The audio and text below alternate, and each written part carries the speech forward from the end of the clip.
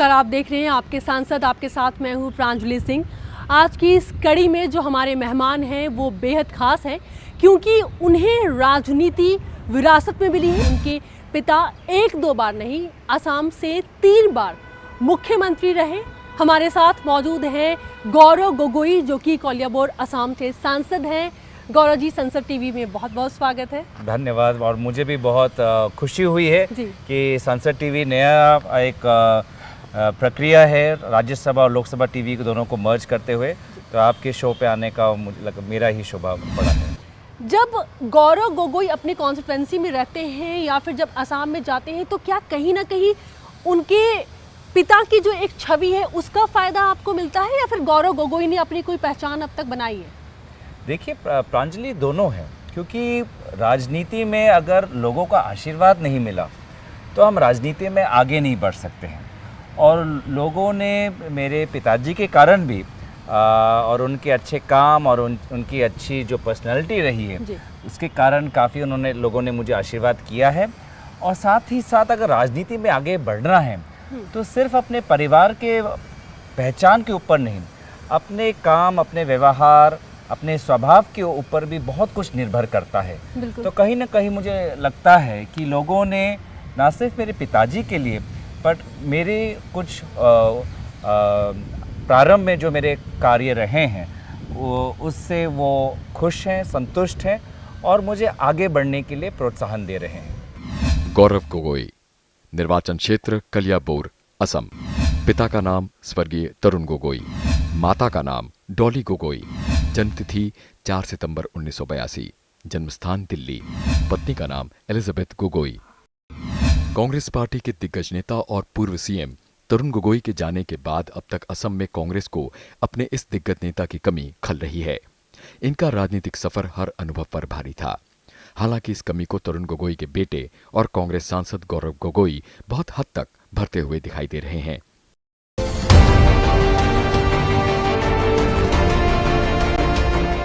অসমৰ ৰাইজে কৈছে এবাৰ ৰাইজৰ দৰকাৰ কংগ্ৰেছৰ চৰকাৰ, মহিলাৰ দৰকাৰ, জাগিৰোডৰ দৰকাৰ, অসমৰ দৰকাৰ।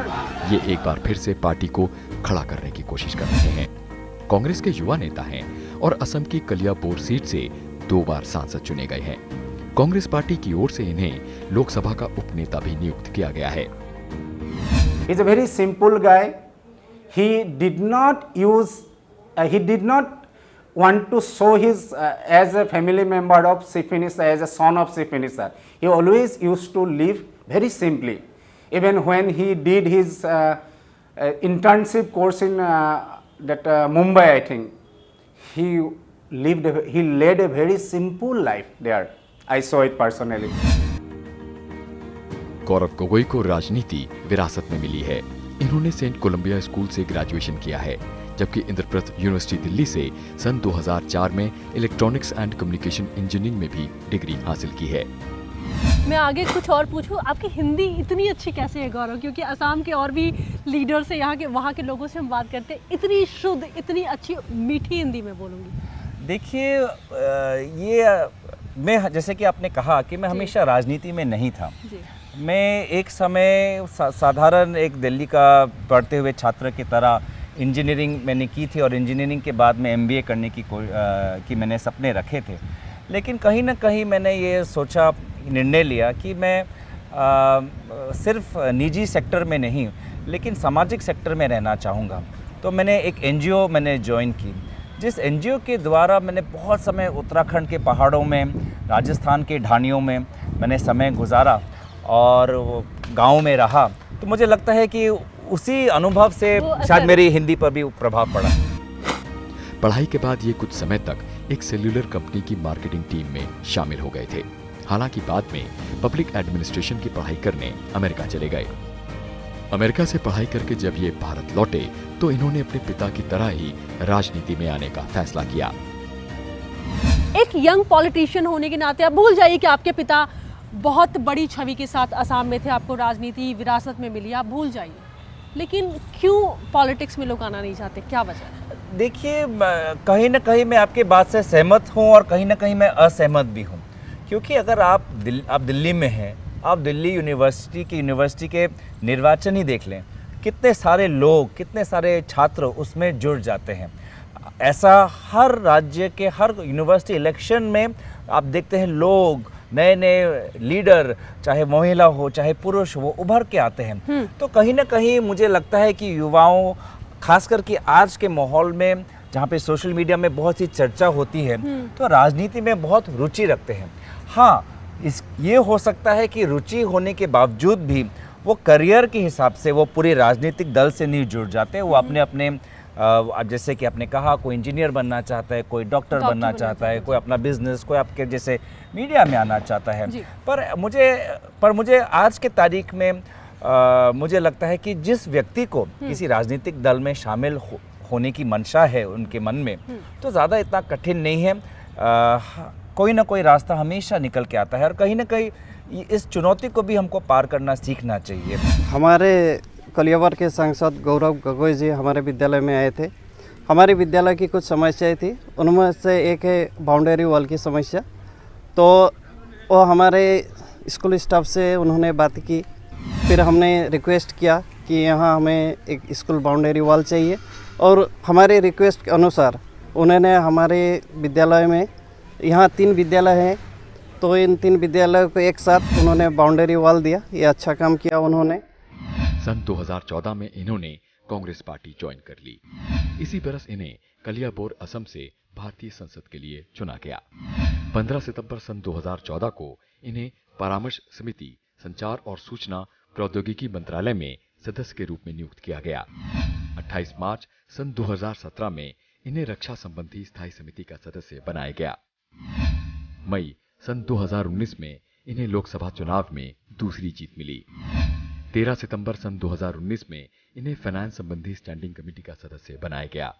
9 अक्टूबर 2019 में इन्हें कमेटी ऑन गवर्नेंस एश्योरेंस का सदस्य बनाया गया।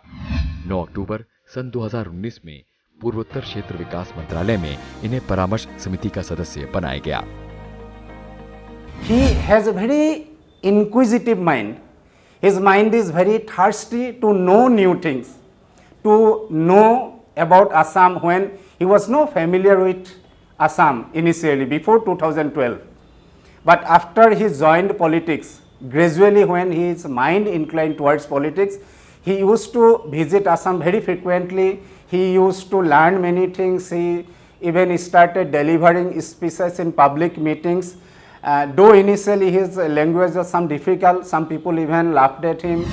गौरव, आप उस इलाके से आते हैं जहां जब बाढ़ आती है, फ्लड के टाइम में, तो कुछ विधानसभा क्षेत्र मैप पर भी नजर नहीं आते हैं। क्या काम किया है आपने अब तक? 2 बार आपको वहां से मौका मिला है। देखिए, आपने बहुत ही संवेदनशील मामला ये उठाया है। बाढ़ असम की सबसे बड़ी समस्या है, क्योंकि जैसे आपने कहा कि बाढ़ के समय में जो कटाव होता है, जो हमारे गाँव के ज़मीन, जो हमारे खेत जो नदी में बह जाते हैं, अब वो कितने हमारी स्कूल नदी में बह गई हैं, कितने हमारे गाँव के खेत के मिट्टी नदी में बह गई हैं, तो लोग बेघर हो जाते हैं। तो ये सबसे बड़ी समस्या है, और इस समस्या को लेकर मैंने कोशिश की है कि हर स्तर पर मैं एक सांसद होने के नाते मैं जितना भी कर सकूं मैं करने की कोशिश की है। चाहे वो राज्य सरकार से MG NREGA के द्वारा, राज्य सरकार के जल संपद मंत्रालय के द्वारा अगर कोई ऐसे गांव हैं जहां पे हमने कटाव से उन गांवों को बचाया है। साथ ही साथ जब गांव में जब लोग शिविर में रहने लगते हैं, अपने घर को छोड़ना पड़ता है क्योंकि उनके घर नदी के पानी में डूब चुके हैं, तो जब शिविर में जब उनको खाने की ज़रूरत है, सामग्री की ज़रूरत है, दवाई की ज़रूरत है, इन सारे हमने हर वर्ष हमने इन शिविरों में जाके लोगों को हमने मदद की है। गौरव, आपने कई बार पार्लियामेंट में बाढ़ के मुद्दे को भी उठाया है। एक छोटी सी क्लिपिंग हम आपको दिखाना चाहते हैं। देखिए, पार्लियामेंट में जब गौरव किन किन मुद्दों को उन्होंने खास करके उठाया है, लेकिन उसमें बाढ़ सबसे अहम रहा है। कलियाबोर संसदीय क्षेत्र में बाढ़ की समस्या सबसे अहम है। इस मुद्दे को संसद में गौरव गोगोई कई बार उठा चुके हैं। असम में ब्रह्मपुत्र और बराक नदी के कारण लगभग 85 लोगों की मृत्यु हुई है। 17 लाख लोग अफेक्टेड हुए हैं। मणिपुर में 19 लोग की मृत्यु हुई है। 15 लाख बेघर हो चुके हैं। मिजोरम में इस बार पिछले 50 साल में सबसे ज्यादा बाढ़ की यह समस्या हुई है, जिसमें 12 लोग की मृत्यु हुई है। 1998 के बाद से कलियाबोर संसदीय सीट पर कांग्रेस के उम्मीदवार जीतते आ रहे हैं। 3 बार इस सीट पर गौरव गोगोई के पिता तरुण गोगोई ने जीत दर्ज की थी। ये संसदीय सीट 1967 में बनी थी। 14 बार इस संसदीय सीट पर चुनाव हो चुका है। 12 बार कांग्रेस ने जीत दर्ज की, 1 बार इंडिपेंडेंट और 1 बार असम गण परिषद के उम्मीदवार ने जीत हासिल की थी। कलियाबोर क्षेत्र को असम का धान का कटोरा कहा जाता है। इसके पूर्व में काजीरंगा नेशनल पार्क है और उत्तर में ब्रह्मपुत्र नदी बहती है। व्यापारिक और व्यावसायिक दृष्टि से ये क्षेत्र काफी महत्वपूर्ण है। यहाँ की कॉटेज इंडस्ट्री और हैंडलूम सेक्टर में लाखों की संख्या में लोगों को रोजगार उपलब्ध है। मैं टूरिज्म की बात करूं, काजीरंगा है, बहुत सारी ऐसी जगह है जहां पर घूमा जा सकता है। क्या आप वहां के लिए कुछ ऐसा काम कर रहे हैं जो आप हमारे दर्शकों को बताना चाहेंगे? बेशक बहुत से ऐसे महिलाओं के संगठन हैं जिन्होंने काजीरंगा के पास में उन्होंने अपने गांव के अंदर अपने घर को एक एयरबीएनबी पे डाल दिया है। बेड एंड ब्रेकफास्ट जैसे वहीं लोगों को नाश्ता वो देते हैं, जो एकदम ट्रेडिशनल जो हमारा नाश्ता है। वो पर्यटक तो काजीरंगा में आके बड़े बड़े रिजॉर्ट में तो रहते हैं, पर बहुत इन पर्यटकों को मैंने अपने फेसबुक के द्वारा या हमने ज़िला प्रशासन के द्वारा उनको ये जानकारी भी दी है कि बड़े बड़े रिजॉर्ट के अलावा ऐसे छोटे छोटे घर में हमारे कुछ महिलाएं हैं, कुछ युवा संघ हैं जिन्होंने असम की संस्कृति को अपने घर में दिखाया है। ऐसे कुछ संगठनों को हमने मदद भी की है ताकि वो अपने घर को और बड़ा कर सके। तो इस प्रकार से हम हमेशा चाहते हैं कि देखिए असम की जो छवि है वो बहुत समय तक ऐसी एक छवि थी जहाँ पे उग्रपंथी थे, हिंसा का वातावरण था। तो सबसे पहले मैंने छवि जो है असम की, उसको जो पुरानी जो छवि है उसको मिटाने की कोशिश की। कलियाबोर संसदीय सीट के अलावा पूरे असम के लिए सबसे बड़ा अभिशाप हर साल बाढ़ का कहर है, जिसमें काफी लोगों की जानें जाती हैं। हर साल बाढ़ के मौके पर राज्य सरकार सक्रिय हो जाती है, लेकिन पानी उतर जाने के बाद फिर सब कुछ जस का तस हो जाता है। देश में असम में ही सबसे पहले बाढ़ आती है। कोसी नदी को जिस तरह बिहार का शोक कहा जाता है, उसी तरह ब्रह्मपुत्र को असम का अभिशाप कहा जा सकता है। कलियाबोर लोकसभा क्षेत्र में इस अभिशाप का कुछ ज्यादा ही असर है। आप जानना चाहते हैं कि हमारे इलाके में, मेरे इलाके में ये समस्या, कैसे आप खुद को अपडेट रखते हैं? सोशल मीडिया के थ्रू लोगों से बात करते हैं, फोन पे लोगों को एंटरटेन करते हैं, कैसे आप जानते हैं? देखिए मैं तो हमेशा बहुत एक ओपन पर्सन हूँ। तो चाहे लोग मुझे फ़ोन पे बात करें, वो चाहे मेरे लोकसभा क्षेत्र के हों, चाहे मेरे लोकसभा क्षेत्र के बाहर हो, चाहे वो दिल्ली में निवास करते हुए असम के लोग हों, चाहे बेंगलोर के हो, जो कोविड के समय कहीं पूरे देश से हमको मुझे फ़ोन आए, अपने अपने गाँव में जाना चाहते। तो हम सबके लिए हमने कोशिश की कि अगर गोवा से अगर कोई लोग जाना चाहते हैं, पुणे से लोग जाना चाहते हैं, हमने सबकी मदद की। और जब हम अपने क्षेत्र में जाते हैं तो घर में हम समय बिताते हैं। अब हम जैसे कि हमने कहा कि हम एक परिवार का सदस्य समझते हैं, और अब जब अपने क्षेत्र में जाते हैं वो क्षेत्र हमारे लिए हमारे घर समान होता है। कलियाबोर लोकसभा के एमपी गौरव गोगोई जी ने पार्लियामेंट में जो मुद्दे को लेकर वो उभरते हैं और देश के जनता के लिए, कृषक के लिए, निबनुआ के लिए, जो श्रमिक के लिए वो जो बोलते हैं पार्लियामेंट में, उसको देखकर हम लोग को बहुत अच्छा लगता है। क्योंकि हमारे लोकसभा क्षेत्र से एक होनहार नौजवान को हम लोगों ने चुन के भेजा है, इसलिए हम प्राउड फील करते हैं कि वो एक नौजवान की तरह पार्लियामेंट में पब्लिक के लिए बोलते रहे और अच्छा से काम करे। अभी हाल फिलहाल में उन्होंने हम लोग का दुर्गा मंदिर में 3 लाख रुपया जो एमपी फंड के है वो भी उन्होंने जारी किए हैं। और जो हम लोग का सुलुंग दैनिक बाज़ार का जो रास्ता है वो आपका नया एक फंड दिया है, उससे सीसी ब्लॉक का काम चल रहा है। गौरव गोगोई जी काफ़ी अच्छे एमपी है हमारे कलियाबोर के।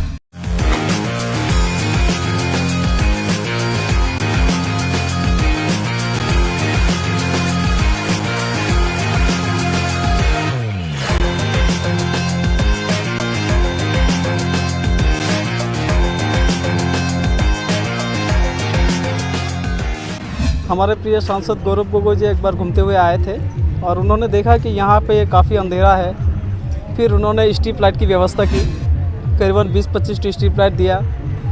काफ़ी गड्ढे भी थे, वहाँ पे उन्होंने ब्लॉक सीसी ब्लॉक बैठा के वहाँ काम भी करवाए। हमारे लिए तो वो बहुत ही अच्छे हैं। कलियाबोर संसदीय क्षेत्र के अंतर्गत 10 विधानसभा सीटें आती हैं। सन 2019 में हुए लोकसभा चुनाव में यहां से गौरव गोगोई ने 55.2% वोट के साथ जीत हासिल की थी। इन्हें 7,86,092 वोट मिले थे।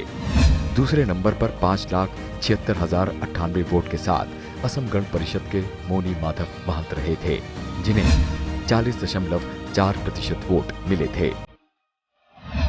संसद में गौरव गोगोई की उपस्थिति 69% है। 34 डिबेट प्रश्नकाल के दौरान उन्होंने 98 सवाल जनहित में उठाए।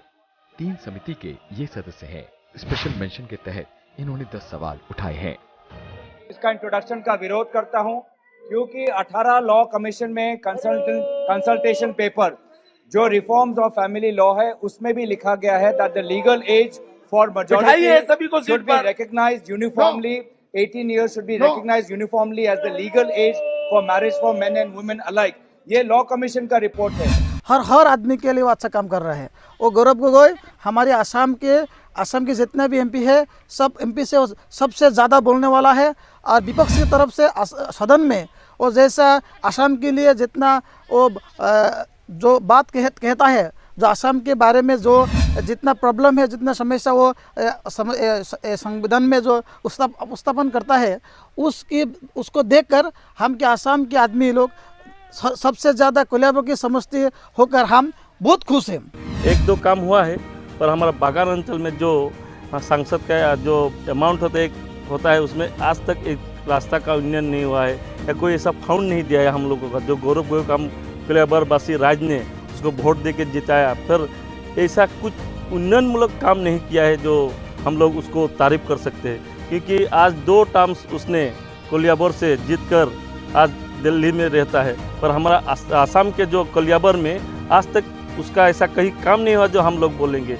आज तक उसने बहुत कुछ ऐसा बोला था कि हम बागान के लिए कुछ करेंगे, पर हम देख रहे हैं जितना हमारा कलियाबोर के 18 बगीचा है उसमें ना रास्ता के लिए कुछ क्या ना करंट जो बिजली बोलते हैं उसके लिए ठीक क्या ना पानी की कोई ऐसा सुविधा किया है। तो हमारा चाय बगीचा में या हमारा छोटा छोटा अंचल है ना, उस जगह में कुछ काम नहीं किया, खाली एम्बुलेंस दिया है और स्ट्रीट लाइट। उसके बाहर उसके बाद क्या वो संसद पूंजी में ऐसा कुछ ये नहीं होता है क्या? ये गौरव गोगोई जी कलियाबोर में अच्छा है और अच्छा किए भी है। हमारे गरीब आदमी को थोड़ा परेशान होना पड़ा है, इसलिए उनको थोड़ा देख रेख करें और आने की उम्मीद हमारे मन में है और आए। जो भी करना है तो अच्छा करे। दिल्ली में जो भी दे रहे हैं वो भी अच्छा ही करें। गौरव, पॉलिटिशियन या फिर जो एमपीज होते कहते हैं कि हमारा कनेक्शन जनता के साथ बना हुआ है, लेकिन फिर भी कनेक्टिविटी कई बार बहुत कम देखने को मिलती है। ऐसी भी शिकायत आपके कॉन्स्टिट्यूएंसी से आई है? देखिए, मैं इसको बहुत सकारात्मक रूप से देखता हूँ, क्योंकि इससे पता चलता है कि कहाँ और काम करना है। देखिए, अगर सब लोगों ने कहा कि गौरव बहुत अच्छा काम कर रहा है तो फिर मैं तो घर में ही बैठ जाऊंगा। अगर किसी ने कहा कि नहीं यहाँ आना चाहिए, यहाँ पे हमारी समस्या है, यहाँ पे हल करना चाहिए, तो वो एक मैं मार्गदर्शन के रूप से लेता हूँ। और ऐसे फीडबैक को मैं बहुत गहराई से मैं लेता हूँ, बहुत संवेदनशील तरीके से लेता हूँ और कोशिश करता हूँ कि जहाँ जहाँ लोगों की कोई भी अगर आपत्ति हो तो उस आपत्ति दूर करने की मेरी प्रयत्न रहती है। मैं कभी नहीं ये कहता कि देखिए हमने 100% किया है, काम कर लिया। मैं बहुत इस विषय पे मैं पारदर्शिता पे मैं विश्वास करता हूँ। जहाँ पे काम हुआ है मैं पूरे हौसले के साथ कह सकता हूँ कि काम हुआ है, और जहाँ पे लोगों की आपत्ति है तो वो मैं आपत्ति मिटाने की नहीं, मतलब आपत्ति को नज़रअंदाज करने की कोशिश नहीं करता, उन लोगों के पास भी जाता हूँ। मैंने हमेशा ये माना है कि मैं सबका सांसद हूँ। जिन्होंने मुझे वोट दिया उनका भी सांसद हूँ, जिन्होंने मुझे वोट नहीं दिया किसी दूसरे दल के हो उनका भी सांसद हूँ, मैं सभी का। सन 2019 में हुए चुनाव में असम की 14 लोकसभा सीट में भाजपा को 9, कांग्रेस को 3, जबकि एक सीट पर all India United democratic front और एक निर्दलीय को जीत मिली थी।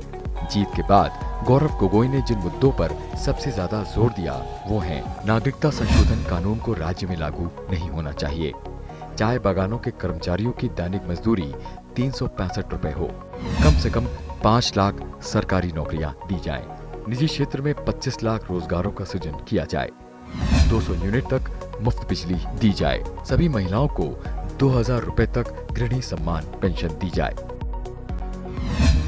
गौरव गोगोई का परिवार काफी छोटा है।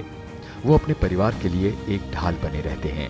शायद तभी मीडिया की चकाचौंध में इनका परिवार कभी ज्यादा रहा नहीं, पर अंत में इनकी पत्नी का गाया एक गीत हम आपको सुनाने जा रहे हैं, जो सोशल मीडिया में भी आपको आसानी से मिल जाएगा।